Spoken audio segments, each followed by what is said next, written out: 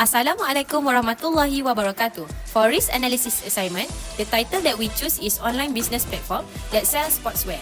So, this is my group mate, Izati, Maisara, myself and Zain.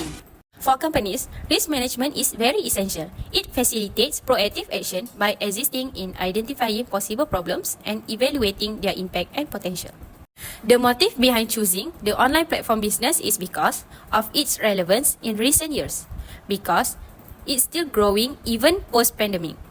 Therefore, studying the process of setting up an online business, especially focusing on risk management, is very crucial as it can impact the decision to start the business or not. SWOT analysis. For SWOT analysis, there are positive and negative things that we can consider before setting up an online business.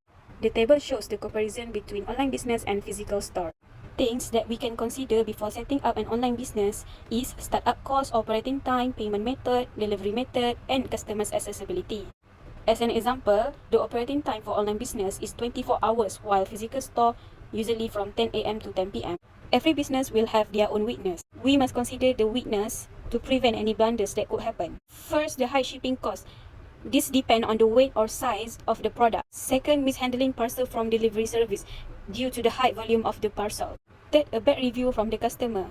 When customer get the wrong parcel and ask for a refund, we might be incompetent enough to solve their problem. Fourth, difficulty standing out among competitors. Lastly, lack of interaction because there are no physical interaction between us and the customers. There are many opportunities when we setting up an online business, such as growing industries, low overhead costs, the higher the margin, the higher the profit, online shoppers rapidly increasing, and wide accessibility. Whenever there are opportunities, there will be a threat, such as tough competitors, online traffic, legal issues, fraud and cybercrime, and competitive price. For risk identification, there are 6 risks to be discussed. Firstly, low stock buffer. This product cannot fulfill customer demand. Second, customer focus more in the product instead of brand. There are many brands that produce the same product, so they want to find a good quality product. Customer trust. It's hard to get the customer trust as there are no face-to-face interaction. Shipping problem with bulky product. When customer buy a large quantity of product or big size product, they have to pay for extra money. Online traffic. When there is an event occur at the website, so there is a large amount of customer that can cause online traffic. And lastly, parcel damage. Courier need to deliver fast, so they will just take lightly your parcel. Risk register and qualitative analysis. First, website downtime. When a website are not functioning well, the site is considered downtime. Second, product return. Customer return the purchase due to damaged product, wrong size delivered, and unmet expectation. Third, logistic issue. Missing parcel from the warehouse have been stolen during the delivery. Next, low visibility on website. Company website might be ranked to the lowest. Next, human risk.